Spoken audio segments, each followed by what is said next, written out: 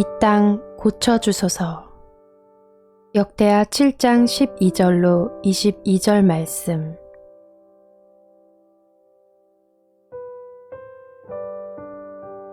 그때 주님께서 밤에 솔로몬에게 나타나셔서 말씀하셨다. 내가 이제 내 기도를 듣고 이곳을 택하여 내가 제사를 받는 성전으로 삼았다. 들어라. 내가 하늘을 닫고 비를 내리지 아니하거나 메뚜기를 시켜 땅을 황폐하게 하거나 나의 백성 가운데 연병이 돌게 할 때에 내 이름으로 일컫는 나의 백성이 스스로 겸손해져서 기도하며 나를 찾고 악한 길에서 떠나면 내가 하늘에서 듣고 그 죄를 용서하여 주며 그 땅을 다시 번영시켜 주겠다. 이제 이곳에서 드리는 기도를 내가 눈을 뜨고 살필 것이며 귀담아 듣겠다. 내가 이제 내 이름이 이 성전에 길이길이 머물게 하려고 이 성전을 선택하여 거룩하게 하였으니 내 눈길과 마음이 항상 이곳에 있을 것이다. 너는 내 앞에서 내 아버지 다윗처럼 살아라. 그래서 내가 내게 명한 것을 실천하고 내가 내게 준 율례와 규례를 지켜라. 그러면 내가 네 아버지 다윗에게 내 자손 가운데서 이스라엘을 다스릴 사람이 끊어지지 않게 하겠다 하고 언약한 대로 내 나라의 왕자를 튼튼하게 해주겠다. 그러나 너희가 마음이 변하여 내가 너희에게 일러준 나의 율례와 계명을 버리고 다른 신들을 섬겨 숭배하면 비록 내가 이 땅을 너희에게 주었지만 내가 너희를 여기에서 뿌리째 뽑아버리고 비록 내가 내 이름을 위하여 이 성전을 거룩하게 구별하였지만 이 성전도 내가 버리겠다. 그러면 너희는 모든 민족 사이에서 한낱 속담거리가 되고 웃음거리가 되고 말 것이다. 이 성전이 지금은 존귀하지만 그때가 되면 이리로 지나가는 사람들마다 놀라서 어찌하여 주님께서 이 땅과 이 성전을 이렇게 되게 하셨을까 하고 탄식할 것이다.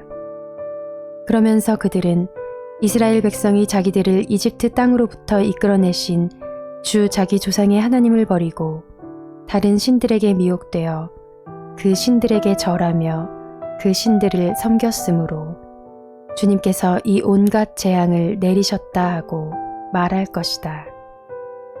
아멘.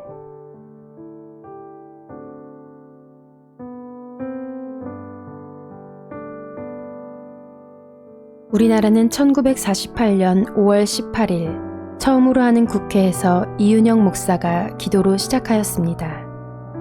우리나라는 일제 침략을 통해 나라 잃은 아픔을 경험했지만 바벨론의 포로로 75년을 나라를 떠나 살다가 다시 하나님의 사랑으로 회복되어 나라로 돌아올 수 있었던 이스라엘 민족처럼 우리도 일제의 35년을 견디고 다시 새로운 건국을 할 때 하나님의 도우심의 손길로 인해 건국을 할 수 있었으며 나라가 기도로 시작되었습니다. 우리나라는 하나님의 백성이라 말할 수 있는 나라입니다. 이처럼 우리나라는 하나님의 손길로 인해 이 나라가 독립할 수 있었습니다. 이 나라가 어려울 때 하나님께 기도하며 부르짖었지만 점점 발전을 하면서 하나님을 떠나기 시작하였습니다. 전통이라는 미명하에 미신을 활성화시키려는 움직임이 심상치 않습니다. 원래 제사도 우리나라의 전통이 아닙니다. 이것은 유교와 불교 그리고 무속이 섞여서 생겨난 우리나라의 특이한 사례입니다. 고려시대에는 제사에 그리 힘쓰지 않았습니다. 그런데 이것이 조선으로 들어오면서 이성계가 민심을 수습하고 왕권을 강화하기 위해 유교를 들여와 장려 정책을 통해 생겨난 것입니다. 이것이 시간이 지나면서 의미는 퇴색되고 형식만이 남게 되면서 제사가 효사상과 결합되면서 제사를 중요하게 여기게 된 것입니다. 이처럼 영적으로 좋지 못한 것들을 다시 꺼내 지역의 활성화와 맞물려 여기저기서 자꾸 미신의 풍속을 발전시키고 있습니다.